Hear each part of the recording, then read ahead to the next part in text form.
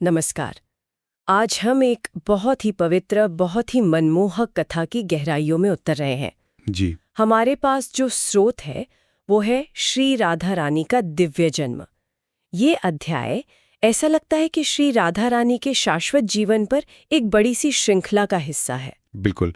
और ये अध्याय हमें सीधे ले जाता है बरसाना, हजारों साल पहले, जहां इस स्रोत के मुताबिक श्री राधा रानी का पृथ्वी पर अवतरण हुआ था। और जैसा आपने कहा, ये सिर्फ एक जन्म की कहानी नहीं है। मतलब इसमें कहीं गहरे आध्यात्मिक मायने छिपे हैं। तो आज का हमारा लक्ष्य क्या रहेगा? हम इसी स्रोत को, इसमें दी गई जानकारी को समझने की कोशिश करेंगे परत दर परत। सही। जैसे राजा वृषभानु और रानी कीर्ति देवी को ये दिव्य संतान का वरदान मिला कैसे, और वो खास घटनाएं क्या थीं श्री राधा के जन्म के समय जिनका जिक्र इसमें है। हाँ, और देखिए, स्रोत इसे सिर्फ एक जन्म कथा की तरह नहीं देखता। इसे बताया गया है प्रेम, भक्ति और करुणा की जो सर्वोच्च ऊर्जा है उसका पृथ्वी पर साकार होना। अच्छा। ये उस दिव्य शक्ति के आगमन की कहानी है, जिन्हें हम राधा नाम से जानते हैं। और कहानी की शुरुआत भी तो बड़ी नाटकी है। राजा वृषभानु का वो दिव्य स्वप्न। स्रोत में उस स्वप्न के बारे में क्या बताया गया है? क्या दिखा, उन्हें क्या सुनाई दिया? अध्याय बताता है कि बरसाना के राजा थे वृषभानु और उनकी पत्नी कीर्ति देवी। दोनों ही बड़े गुणी, धर्मपरायण और भगवान विष्णु के भक्त थे। पर एक दुख था उनको, कोई संतान नहीं थी, तो वो अक्सर प्रार्थना करते थे। फिर एक रात वृषभानु महाराज को एक बहुत गहरा, अलौकिक सा स्वप्न आया। अलौकिक स्वप्न सुनने में ही जिज्ञासा होती है। क्या कहता है स्रोत इस बारे में? स्रोत के अनुसार स्वप्न में महाराज ने पहले एक तेज सुनहरा प्रकाश देखा। वो धीरे धीरे एक सुंदर कमल के फूल जैसा बन गया। कमल के फूल जैसा? हाँ, और उस प्रकाश के अंदर से एक बहुत मीठी, शांत सी आवाज आई। आवाज ने कहा, हे राजन, तुम्हारी भक्ति से, तुम्हारे पुण्य कर्मों से प्रसन्न होकर स्वयं पराशक्ति आदिशक्ति तुम्हारे घर पुत्री के रूप में जन्म लेंगी। स्वयं पराशक्ति, ये तो बहुत ही बड़ी बात हुई। क्या उस आवाज ने नाम भी बताया उनका? जी हाँ, आवाज ने आगे कहा, उन्हें राधा के नाम से जाना जाएगा। वो शाश्वत प्रेम का स्रोत होंगी, श्री कृष्ण की अभिन्न ऊर्जा। श्री कृष्ण की अभिन्न ऊर्जा? हाँ, और ये भी कहा, तुम उनका ध्यान रखना, पालन पोषण करना, क्योंकि उनके माध्यम से इस ब्रह्मांड का कल्याण होगा। ये जो श्री कृष्ण की अभिन्न ऊर्जा वाली बात है ना, इस पर अध्याय में काफी जोर दिया गया है। श्री कृष्ण की ऊर्जा, ये तो शुरुआत में ही उनके गहरे संबंध का संकेत दे रहा है। इस स्वप्न के बाद राजा और रानी की क्या प्रतिक्रिया हुई होगी? स्रोत में क्या लिखा है? स्वाभाविक है, वो बहुत खुश हुए, आनंद और कृतज्ञता से भर गए। स्रोत कहता है कि उनकी आंखें खुल गईं और वो दोनों हाथ जोड़कर उस दिव्य शक्ति को धन्यवाद देने लगे। एक उम्मीद जगी होगी। बिल्कुल, एक नई आशा की किरण। उन्हें विश्वास हो गया कि उनकी बरसों की प्रार्थना सुन ली गई है। और फिर शुरू हुआ होगा इंतजार उस दिव्य क्षण का। अध्याय बताता है कि वो शुभ दिन आया भाद्रपद मास के शुक्ल पक्ष की अष्टमी तिथि को। क्या इस तिथि का कोई खास कारण बताया गया है? स्रोत में इसे देवताओं द्वारा चुना गया शुभ मुहूर्त कहा गया है। जैसे ये तिथि खास इसी दिव्य अवतरण के लिए तय की गई थी। अच्छा। और उस विशेष अष्टमी की सुबह बरसाना में कुछ अद्भुत होने लगा। इसका विवरण अध्याय में काफी विस्तार से है। हाँ, मैंने भी पढ़ा कि उस सुबह प्रकृति में बड़े असाधारण से बदलाव हुए। जरा विस्तार से बताइए, स्रोत क्या नजारा दिखाता है? अध्याय में वर्णन है कि जैसे ही सूरज निकला, पूरे बरसाना में एक मीठी, मनमोहक सी खुशबू फैल गई।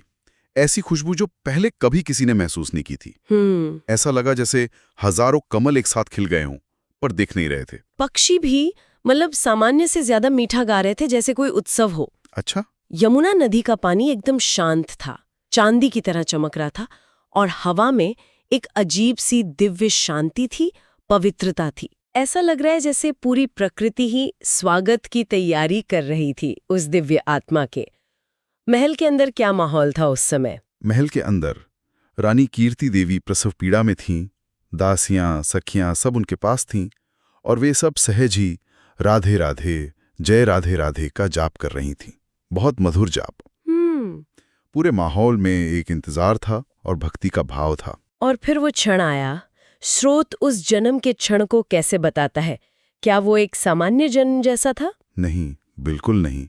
अध्याय तो इसे एक कॉस्मिक घटना की तरह दिखाता है।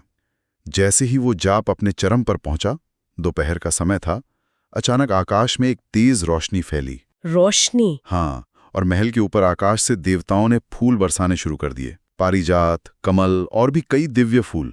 हवा उस खुशबू से और तेज हो गई और एक हल्का सा सुखद सा कंपन पूरी पृथ्वी पर महसूस हुआ, जैसे धरती माँ भी खुश हो रही हो। वाह! इसी दिव्य माहौल के बीच श्री राधा रानी का जन्म हुआ। ये तो वाकई किसी सामान्य बच्चे का जन्म नहीं लग रहा।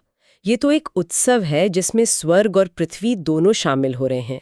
जन्म के ठीक बाद एक और बड़ी रहस्यमयी घटना का जिक्र है इसमें, उनकी बंद आंखों का। हाँ, ये अध्याय का एक बहुत बहुत महत्वपूर्ण हिस्सा है। जब कीर्ति देवी ने बच्ची को गोद में लिया तो देखा कि बच्ची बहुत सुंदर है, तेजस्वी है, पर आंखें बंद हैं। आंखें बंद? हाँ। ये देखकर सब थोड़े चिंतित हो गए। चिंता क्यों? लोगों को लगा कि कुछ ठीक नहीं है। हाँ, मतलब महल में कानाफूसी होने लगी। लोग सोचने लगे कि भाई ऐसी दिव्य संतान जिसके जन्म पर इतने चमत्कार हुए, वो आंखें क्यों नहीं खोल रही? क्या वो देख भी सकती हैं? लेकिन राजा वृषभानु, उन्हें तो स्वप्न का रहस्य पता था। हाँ, उन्हें पता था। तो उन्होंने सबको शांत किया, समझाया। राजा ने क्या कहा? उनका विश्वास कितना मजबूत था? स्रोत उनके शब्द बताता है। उन्होंने कहा, चिंता मत करो, ये कोई साधारण बालिका नहीं है। स्वयं आदि शक्ति हमारी घर आई हैं। इनकी लीलाएं अद्भुत होंगी। ये अपनी आंखें तभी खोलेंगी जब सही समय आएगा। अच्छा। और जब वो उसे देखना चाहेंगी जिसे देखने के लिए इनका अवतरण हुआ है। इससे पता चलता है कि राजा को उस दिव्य योजना पर पूरा भरोसा था। और वो सही समय और सही व्यक्ति कौन थे? यहाँ कहानी गोकुल से कैसे जुड़ती है फिर? अध्याय बताता है कि कुछ समय पहले ही पास के गांव गोकुल में नंद बाबा और यशोदा मैया के यहाँ बाल कृष्ण का जन्म हो चुका था। हाँ हाँ। तो राधा रानी के जन्म के कुछ दिनों बाद नंद बाबा और यशोदा मैया अपने लाडले कृष्ण को लेकर वृषभानु महाराज को बधाई देने आए और नवजात कन्या को आशीर्वाद देने बरसाना पहुंचे। ये तो बड़ा दिलचस्प मोड़ है कहानी में, कृष्ण का बरसाना आना। फिर क्या हुआ? जैसे ही नंद बाबा और यशोदा मैया बाल कृष्ण को गोद में लिए हुए उस कमरे में पहुंचे जहां राधा रानी पालने में लेटी थी, एक सूक्ष्म सा बदलाव हुआ। कैसा बदलाव? अध्याय कहता है कि पालने में लेटी बाल राधा रानी के शरीर में हल्की सी हलचल हुई, जैसे उन्होंने किसी बहुत अपने की उपस्थिति को महसूस कर लिया हो। और फिर यशोदा मैया ने क्या किया? यशोदा मैया ने प्यार से बाल कृष्ण को राधा रानी के पालने के पास रख दिया। दोनों दिव्य शिशु अब एक दूसरे के बिल्कुल पास थे। सब लोग सांस रोककर देख रहे थे। और तभी वो चमत्कार हुआ जिसका सबको इंतजार था, खासकर वृषभानु महाराज को। क्या हुआ उस पल? स्रोत कैसे बताता है उसे? एक अद्भुत अकल्पनीय घटना घटी। श्री राधा रानी ने धीरे धीरे पहली बार अपनी पलकें खोली। अच्छा। और उनकी वो पहली नजर सीधे पास में लेटे बालकृष्ण पर पड़ी, किसी और पर नहीं। सिर्फ कृष्ण को उन्होंने पहली बार देखा। ये क्षण कितना महत्वपूर्ण रहा होगा? स्रोत इस दृश्य का वर्णन कैसे करता है? कमरे में जो लोग थे उनकी क्या प्रतिक्रिया थी? विवरण कहता है कि जैसे ही राधा ने आंखें खोली और कृष्ण को देखा, पूरा कमरा एक दिव्य प्रकाश और शांति से भर गया। सब एकदम हैरान रह गए, स्तब्ध। नवजात राधा के चेहरे पर एक हल्की सी अलौकिक सी मुस्कान खिली और बालकृष्ण के नन्हे हाथ भी जैसे अपने आप उनकी ओर बढ़ गए। ये जैसे दो आत्माओं का बिना शब्दों का संवाद था। इस घटना का तो बहुत गहरा प्रतीकात्मक अर्थ है। अध्याय इसे किस रूप में दिखाता है? स्रोत इससे सिर्फ एक घटना नहीं मानता, इसे दो शाश्वत आत्माओं के पुनर्मिलन का क्षण बताया गया है, जन्म जन्मांतर के संबंध की पुष्टि। सही। विवरण में यह भी लिखा है कि उसी क्षण आकाश से एक दिव्य वाणी गूंजी, राधा और कृष्ण तत्वतः एक हैं, दो शरीरों में प्रकट एक ही आत्मा। ये मिलकर संसार को शाश्वत प्रेम और निस्वार्थ भक्ति का मार्ग दिखाएंगे। कृष्ण को देखते ही आंखों का खुलना, ये उनके अटूट और दिव्य संबंध का कितना साफ प्रतीक है। ये घटना तो उनके जन्म के उद्देश्य को ही जैसे उजागर कर देती है। बिल्कुल। ये न केवल उनके आपसी संबंध को स्थापित करता है, बल्कि उनकी आगे की लीलाओं और उनके पृथ्वी पर आने के मुख्य कारण, प्रेम और भक्ति का संदेश फैलाना, उसकी तरफ भी साफ इशारा करता है। ये क्षण राधा के कृष्ण की ऊर्जा होने वाली बात को सच साबित करता है। राधा रानी के जन्म और इस अद्भुत घटना की खबर जब फैली होगी तो बरसाना में क्या माहौल बना होगा? अध्याय बताता है कि पूरे बरसाना में जैसे खुशी की लहर दौड़ गई। गांव वाले आनंद से झूम उठे, नाचने गाने लगे। ढोल नगाड़े बजने लगे। वाह। हर घर के दरवाजे को फूलों और आम के पत्तों की मालाओं से मतलब तोरण से सजाया गया। गलियों में उत्सव ही उत्सव था। क्या लोकगीतों या स्थानीय लोगों की प्रतिक्रिया का भी कोई जिक्र है? हाँ, स्रोत में उल्लेख है कि औरतें झुंड बनाकर मंगल गीत गा रही थीं।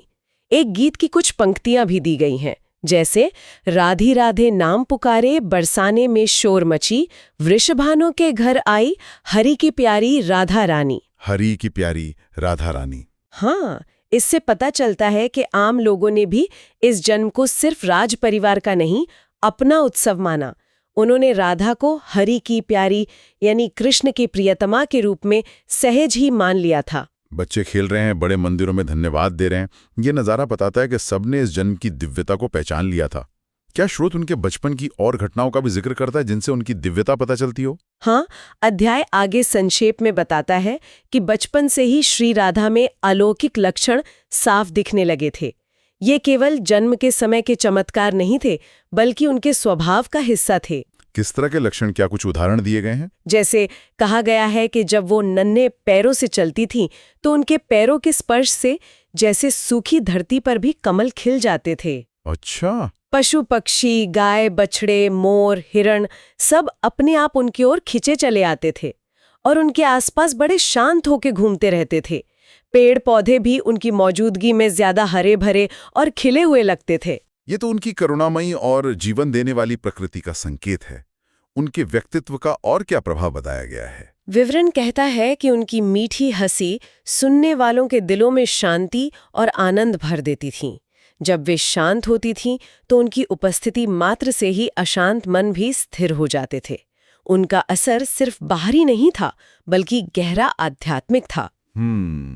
क्या उस समय के ज्ञानी लोग, संत और ऋषि, उन्होंने भी उनकी दिव्यता को पहचाना? बिल्कुल। अध्याय में जिक्र है कि दूर दूर से संत और ऋषि मुनि बरसाना आने लगे, सिर्फ बाल राधा की एक झलक पाने के लिए। अच्छा।